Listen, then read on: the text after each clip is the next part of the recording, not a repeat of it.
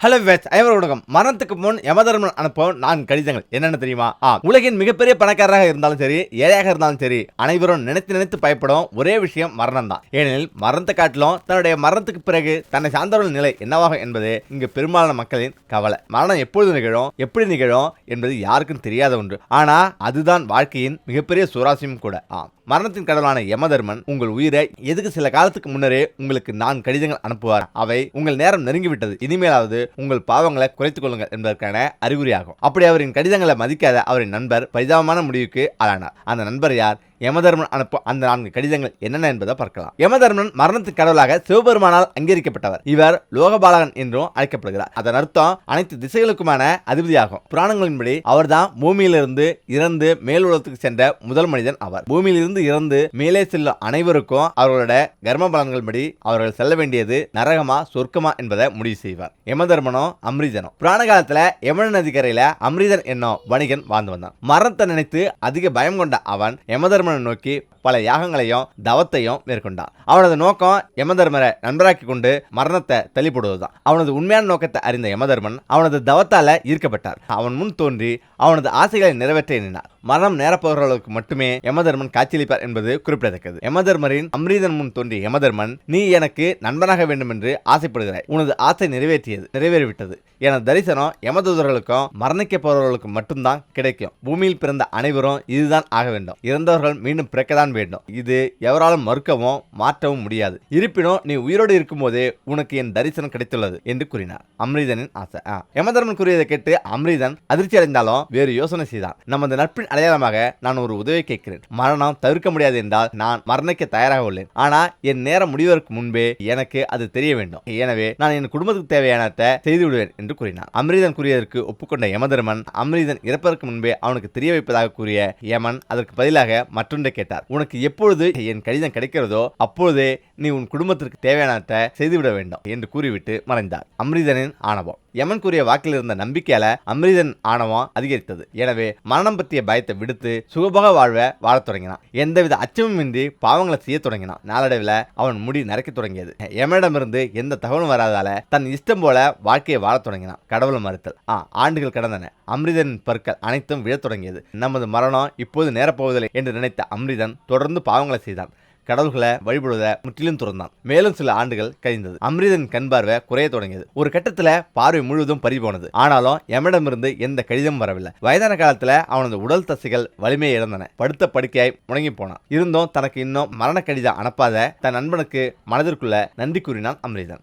இறுதி நாள். ஒரு நாள் இரவுல அம்ரீதன் தூங்கி கொண்டிருந்த போது யம தூதர்களை கண்டு ஆச்சரியமடைந்தான். உடனே வீடு முழுவதும் யமன் அனுப்பிய கடிதத்தை தேடத் தொடங்கினான். ஆனா எந்த கடிதமும் கிடைக்கவில்லை. யமதர்மன் செய்த துரோகத்தை எண்ணி கோபம் கொண்டான். இருப்பினும் அவன் விதி முடிந்து விட்டதால அவன் யமலோகத்துக்கு அழைத்து செல்லப்பட்டான். அங்கே யமன் புன்னகையுடன் அமர்ந்திருந்த போது அதை பார்த்து மேலும் கோபம் கொண்ட அம்ரீதன் அவரை துரோகி என்று தூற்ற ஆரம்பித்தான். அம்ரீதன் யமதர்மனிடம், நீ என்னை ஏமாற்றி விட்டாய். நீ உன் வார்த்தையை காப்பாற்றவில்லை. உன்னிடமிருந்து எந்த எச்சரிக்கை கடிதமோ எனக்கு வரவில்லை. இப்பொழுது என் உயிரை எடுக்க உன் கோர உருவத்தில் வந்திருக்கிறாய். ஒரு நண்பனை ஏமாற்ற உனக்கு வெக்கமில்லையா என்று சீறினார். அம்ரீதனின் குற்றச்சாட்டுகளுக்கு யமதர்மன் அமைதியாக பதிலளித்தார். வாழ்க்கை மீது உனக்கு இருந்த மோகம் உன்னை குருடனாக்கி விட்டது. பிறகு எப்படி உன்னால் நான் அனுப்பிய கடிதங்களை பார்க்க இயலும்? ஒன்றல்ல 4 கடிதங்கள் உனக்கு அனுப்பினேன். ஆனா நீ அவற்றை கண்டுகொள்ளவில்லை.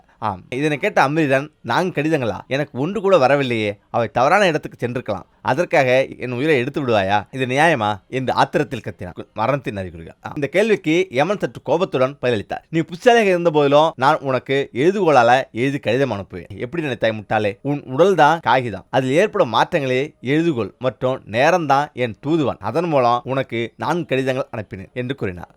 மரணம் தவிர்க்க முடியாது. பல ஆண்டுகளுக்கு முன்னர் உன் தலை நரைத்தது. அதுவே என் முதல் கடிதம். உன் பற்கள் விழத் தொடங்கியது. எனது 2வது கடிதம். 3வது கடிதம் உன் பார்வை மங்கியது. 4வது உன் உடல் முடங்கியது. அதனை கருத்தில் கொள்ளாம நீ உன் பாவங்களை தொடர்ந்து கொண்டே இருந்தாய். இப்போது உனக்கு நரகம்தான் தண்டனை என்று கூறி அம்ரீதனை நரகத்துக்கு அனுப்பி வைத்தார் யமதர்மன். யமபுராணம். நாம் மாற்ற முடியாத நமது எதிர்காலத்தை நினைத்து பயப்படும் போது, அதாவது மரணத்தை நினைத்து பயப்படும் போது நாம் நமது வாழ்க்கை தர்மங்களை கடைபிடித்து வாழ்வின் இறுதியை நோக்கி பயணிக்க வேண்டும். நமது கடமைகளை நிறைவேற்ற இப்போதிருந்தே தொடங்க வேண்டும். யமனின் 4 கடிதங்கள் எப்போது வேண்டுமானாலும் நமக்கு வரலாம். யமதர்மன் அழகிய உருவத்தை இழக்க காரணமான சிவன்.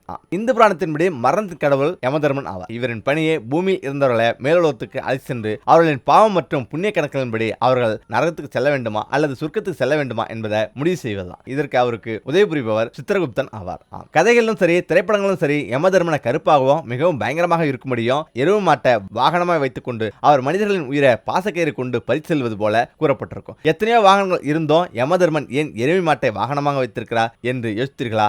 ஏனெனில் அதற்கு பின் ஈசனின் கோபமும் விஷ்ணுவின் வரமும் உள்ளது. அழகான யமதர்மன். யமதர்மன் மரணத்தின் கடவுளாக இருந்தாலும் அவரும் ஒரு தேவர் தான். எனவே தேவர்களுக்கு உரிய அழகும் வசீகரமும் அவரிடம் இருந்தது. சொல்லப்போனா சற்று அதிகமாகவே இருந்தது. அதை வைத்து தேவலோக கன்னிகளையும் பூலோக பெண்களையும் எளிதில் கவர்ந்து விடுவார். இது மற்ற தேவர்களுக்கு கோபத்தை ஏற்படுத்தியது. காலப்போக்கில் யமதர்மன் தன்னுடைய கடமையை மறந்துவிட்டு எந்த நேரமும் பெண்களுடன் மகிழ்ச்சியாக இருப்பதிலேயே காலத்தை கழிக்க தொடங்கினார். தன் அழகின் மீதும் வசீகரத்தின் மீதும் கர்வம் கொண்ட யமதர்மன் தன் பணியை செய்வதை நிறுத்திவிட்டு பெண்களுடன் நேரத்தை போக்கினார். இதனால் பூமியில் யாரும் இறக்காம வாழ்ந்து வந்தனர். யமதர்மனின் செயலை கண்டு கோபம் கொண்ட பூமாதேவி சிவபெருமானிடம் சென்று முறையிட்டார். சிவபெருமான் யமதர்மனை கைலாயம் வரும்படி உத்தரவிட்டார். சிவபெருமானும் யமதர்மனும் கைலாயம் வந்த யமனிடம், யமதர்மரே, உன்னை பார்த்து பூமியில் யாரும் பயப்படுவது போல தெரியவில்லையே என்று சிவபெருமான் கூறினார். அதற்கு யமதர்மனோ ஆம் பிரபு என்று பதிலளித்தார். தேவக்கன்னிகள் உன்னிடம் பழகவே அதிக ஆசைப்படுகிறார்களே, ஏன் என்று சிவபெருமான் கேட்க, எனக்கு தெரியவில்லை பிரபு, அந்த பெண்கள் தான் விரும்புகிறார்கள் என்று கூறினார் யமன். சிவபெருமான் நன்கு அறிவார் யமதர்மன் அனைவரையும் கவர காரணம் அவரின் வசீகரமான தோற்றம் தான் என்று. உன்னுடைய முகத்தை தண்ணீரில் பார் என்று கூறிவிட்டு ஈசன் அங்கிருந்து நகர அங்கே பயங்கரமான முகம் ஒன்று யமதர்மனை முறைத்தது. அதிர்ச்சி அடைந்த யமன் சிவனிடம், ஈசனே, என்னை ஒரு பயங்கர உருவம் தண்ணீரில் முறைக்கிறது என்று கூறினார். சிவபெருமானின் சாபம். தண்ணீரில் தெரிந்த அந்த உருவம் பயங்கர கருப்பாக பெரிய பற்களுடன் கொம்புகளுடனும் இருந்தது. பார்ப்பவரை பயமுறுத்தும் வண்ணம் இருந்தது. அது யார் என யமன் சிவபெருமானிடம் கேட்கும்போது சிவபெருமான் சிரித்துவிட்டு, அது உனது பிம்பம் தான் என்று கூறினார். செய்வதறியாது திகைத்த யமன், ஈசனே, எனக்கு ஏன் இந்த நிலை என்று கேட்டபோது, அனைவரையும் வசீகரிக்கும் உனது அழகு போய்விட்டது. இனி மக்கள் உன்னை கண்டா பயம் கொள்வார்கள். இனி உன் கடமையை சரியாக செய் என்று கூறினார். தன் தவறை உணர்ந்த யமன், பிரபு, நான் என் தவறை உணர்ந்து விட்டேன்,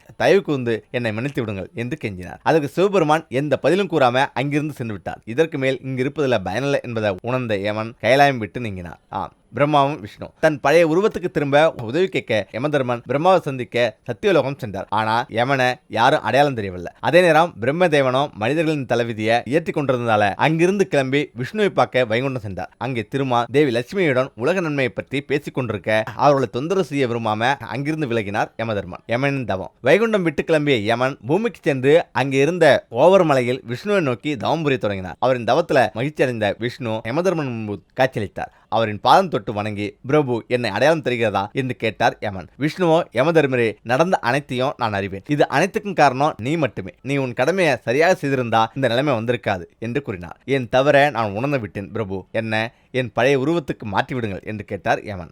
எருமை வாகனம். உனது கொம்புகளை என்னால் அகற்ற இயலும். அதற்கு பதிலாக இன்று முதல் நீ எருமையை உன் வாகனமாக ஏற்றுக்கொள்ள வேண்டும் என நிமிடம் விதித்தார். யமதர்மனும் கொம்புகளுக்கு பதில் எருமையே சிறந்தது என ஒப்புக்கொண்டார். பிரம்மாவின் சாபம். பிரபு, எனது பற்களையும் சரி செய்யுங்கள் என்று யமன் கேட்டார். நீ சத்தியலோகம் வந்தோம் பிரம்மதேவனை சந்திக்காமல் சென்றதால கோபமுற்ற பிரம்மதேவன் உனது பற்கள் இப்படியே இருக்கும்படி சாபமிட்டுள்ளார். எனவே என்னால் அதனை மாற்ற இயலாது என்று திருமால் கூறினார். தன் நிலை கண்டு நொந்த யமனிடம், கவலைப்படாதே யமதர்மரே, இந்த பற்கள் உன்னை காண்பவரை பயம் அது உன் கடமையை சரியாக செய்ய உனக்கு உதவும் என்று ஆறுதல் கூறினார். யமனின் ஆசை. தன் விதியை இனி மாற்ற முடியாது என்பதை உணர்ந்த யமதர்மன் விஷ்ணுவிடம் தன்னை அவர் அருகில் வைத்துக் கொள்ளும்படி வரம் கேட்டார். விஷ்ணுவும் அதற்கு ஒப்புக்கொண்டார். திருமால் தன் மனைவி லட்சுமியுடன் தன் அழகிய உருவத்தால பக்தர்களை கவரும் சுந்தரேச பெருமாளாக காட்சியளிக்கும் அழகர் கோயில்ல யமதர்மனும் தன் வாகனத்துடன் பக்தர்களுக்கு காட்சியளிக்கிறார். யமனின் முடிவு. தான் செய்த தவறுக்கு தனக்கு இந்த தண்டனை அவசியம்தான் என்பதை உணர்ந்த யமதர்மன் இனி தன் கடமையிலிருந்து தவறாமல் இருப்பதாக சபதம் எடுத்தார். அதே சமயம் தன் வாகனமான எருமையையும் மனமாற ஏற்றுக்கொண்டார். இதற்கு இன்னொரு காரணமும் உள்ளது. எருமை மாட்டின் வேகம் நாம் நன்கு அறிந்ததுதான். எனவே மரணம் மனிதர்கள் மெதுவாக நெருங்கட்டும், அதற்குள் மனிதர்கள் தங்களின் பாவங்களை சரி செய்து கொள்ளட்டும் என்று முடிவெடுத்தார்.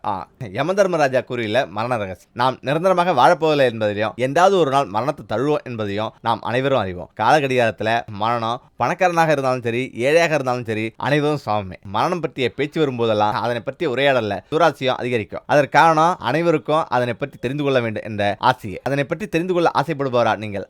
அப்படியானால் சரியாக தெரிந்து கொள்ளுங்கள். மரணத்தின் பின்னால் மறைந்திருக்கும் ஆழமான ரகசியங்களை பற்றி கூறப்போகிறோம். இதனை உயர்த்தி காட்டியது வேறு யாரும் இல்ல, மரணத்தின் கடவுளான யமதர்மராஜர். பழங்கால சமய திருநூல்களின்படி மரணம் மற்றும் ஆத்மம் பற்றிய ரகசியங்களை நாச்சிகேட்டா என்ற குழந்தையும் யமதர்மராஜனும் கலந்துரையாடினார்கள். நாச்சிகோட்டாவிடம் யமதர்மராஜன் கூறிய மரணத்தை பற்றிய சில ரகசியங்களை பற்றி நாம் தெரிந்து கொள்வோம். நாச்சிகேட்டாவின் 3 வரங்கள். யமதர்மனை சந்திக்க நாச்சிகேட்டா சென்றபோது அவரிடம் 3 வரங்களை அவன் கேட்டான். அவன் கேட்ட முதல் வரம் தன் தந்தையின் அன்பை பெறுவது, 2வது வரம் அக்னி வித்யா பற்றி தெரிந்து கொள்வது, 3வது வரம் மரண மற்றும் ஆத்மாயகன் ஆத்மாவின் அறிவு பற்றி தெரிந்து கொள்வது. அவனுடைய கடைசி வரத்தை நிறைவேற்ற யமதர்மராஜன் விரும்பவில்லை. ஆனா அந்த குழந்தையோ பிடிவாதமாக இருந்தது. அதனால மரணத்தை பற்றிய ரகசியங்களையும் மரணத்துக்கு பிறகு என்ன நடக்கும் என்பதையும் அவனிடம் தெரிவிக்க யமதர்மராஜன் சம்மதித்தார். யமதர்மராஜா கூறியுள்ள மரண ரகசியங்கள் வெளிப்படுத்துதல். சமயத்திரு நூல்களின்படி ஓம் அதாவது ஓங்கார் என்பது பராத்மாவின் விஸ்வரூபம் என்பதை யமதர்மராஜன் வெளிப்படுத்தினார். மனிதர்களின் இதயத்தில் தான் பிரம்மா குடிக்கொண்டுள்ளார் என்பதையும் அவர் கூறினார். ஆத்மா மரணத்துக்கு பிறகு ஒரு மனிதனுடைய ஆத்மாவிற்கு அழிவில்லை என்பதை யமதர்மராஜன் கூறினார். சுருக்கமாக சொல்ல வேண்டுமானால் ஆன்மாவின் அழிவிற்கும் உடலுக்கும் எந்த சம்பந்தமும் கிடையாது. ஆன்மாவுக்கு பிறப்போ இறப்போ கிடையாது. முக்கியமாக பிரம்மரூபம். மரணத்துக்கு பிறகு ஒரு மனிதன் ஜனன மரண சுழற்சியை முடிக்கிறான். அப்படியானா பிரம்மரூபம் என அறியப்படும் ஜனன மரண சுழற்சியிலிருந்து அவன் விடுபடுகிறான். கடவுள் மீது நம்பிக்கை இல்லாதவர்களும் நாத்தியவாதிகளும் மரணத்துக்கு பிறகு அமைதியை தேடி அலைவார்கள் எனவும் யமதர்மராஜன் கூறுகிறார். வெளிப்படையாக கூற வேண்டுமானால் அவர்களின் ஆன்மா அமைதியை தேடி அலையும். மேலும் சிவபுராணத்தின்படி ஒருவன் இறக்கப் போகிறான் என்பதை வெளிப்படுத்தும் அறிகுறிகள். இவ்வுலகில் பிறப்பு என்ற ஒன்று இருந்தால் இறப்பு என்ற ஒன்று நிச்சயம் இருக்கும். அது பூமியும் என்றாவது ஒரு நாள் அழியும். பூமியும் என்றாவது ஒரு நாள் முற்றிலும் அழியும். பிறப்பை கண்டு மகிழும் நாம் இறப்பை கண்டு அச்சமடைய மாட்டோம். சாதிக்கும் யாருக்கும் இறக்க வேண்டும் என்ற எண்ணம் இருக்காது. இருப்பினும் நிச்சயம் ஒரு கட்டத்தில் அனைவரும் இறக்க நேரிடும். அதை யாராலும் தடுக்க முடியாது. அறிகுறி 1. எப்போது ஒருவரது சருமத்தின் நிறமானது வெளிர் மஞ்சளாகவோ அல்லது வெள்ளையாகவோ அல்லது லேசான சிவப்பாகவோ மாற ஆரம்பித்தா அது அவர் இன்னும் 6 மாத காலத்தில் உயிரை விட போகிறார் என்று அர்த்தம். அறிகுறி 2. எப்போது ஒருவனால் அவனது பிம்பத்தை எதிரொலிய தண்ணீரிலோ அல்லது கண்ணாடியிலோ தெளிவாக காண முடியவில்லையோ அத்தகையவர்களும் 6 மாதத்தில் இறக்கப் போகிறார் என்பதை வெளிப்படுத்தும். அறிகுறி 3. எப்போது ஒருவனுக்கு பார்க்கும் அனைத்தும் கருப்பாக தெரிய ஆரம்பிக்கிறதோ அவர்களும் இறப்பை சந்திக்கப் போகிறார் என்று அர்த்தம். அறிகுறி 4. ஒருவர் இடது கை மற்றும் ஒரு வாரத்துக்கு மேல் துடிக்கவோ அல்லது நடுங்க ஆரம்பிக்கிறதோ அவர்கள் 1 மாதத்துக்கு மேல உயிருடன் இருக்க போவதில்லை என்று அர்த்தமா. அறிகுறி 5. ஒருவரின் உணர்ச்சிமிக்க உறுப்புகள் இறுக்கமடைந்து கல் போன்று மாறுகிறதோ அவர்களும் இன்னும் கொஞ்சம் மாதத்தில் இறக்கப் போகிறார் என்று அர்த்தமா. அறிகுறி 6. நிலா சூரியன் அல்லது நெருப்பின் ஒளியை சரியாக காண முடியவில்லையோ அத்தகையவர்களும் விரைவில் மரணத்தை சந்திக்க போகிறார் என்று அர்த்தம். அறிகுறி 7. எப்போது ஒருவரின் நாக்கு வீக்கமடைந்து ஈறுகளில் சீர்கட்ட ஆரம்பிக்கிறதோ அவர்கள் இவ்வுலகில் நீண்ட நாள் வாழப்போவதில்லை என்று அர்த்தமா. அறிகுறி 8. ஒருவரால் வானத்தில் உள்ளது போல நட்சத்திரங்களை காண முடியவில்லையோ அல்லது அவரும் 6 மாதத்தில் இறக்கப் போகிறார் என்று அர்த்தமா. அறிகுறி 9. சூரியன் நிலா மற்றும் வானத்தை பார்க்கும்போது அது சிவப்பாக தெரிய ஆரம்பித்தால் அத்தகையவர்களும் விரைவிலேயே மரணத்தை சந்திக்க போகிறார் என்று அர்த்தமா. அறிகுறி இதில் ஏதாவது ஒன்று வித்தியாசமாக தெரிந்தால் உடனே மருத்துவர் அணுகுவோம். ஏனென்றால் மருத்துவ ரீதியாக உங்களுக்கு மேலும் சில காலம் நல்லதே நடக்கும்.